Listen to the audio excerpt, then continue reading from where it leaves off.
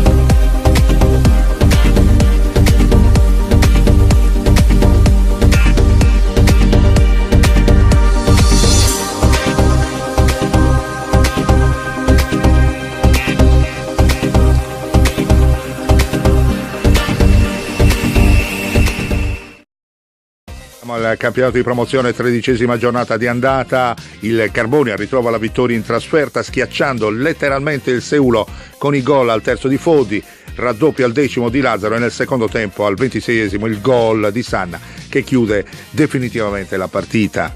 Colpaccio importante per la formazione del Villa Massargia, ricordiamo questa è una matricola, e porta a casa addirittura l'intero bottino espugnando il difficile campo dell'Arborea.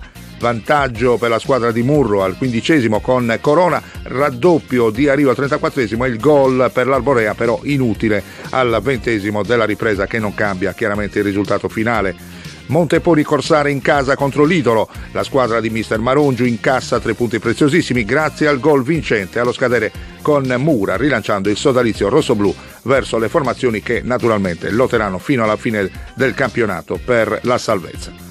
Naturalmente, ringraziando tutti voi per la cortese attenzione, vi rimandiamo alle prossime notizie sportive. Grazie a tutti e buona serata.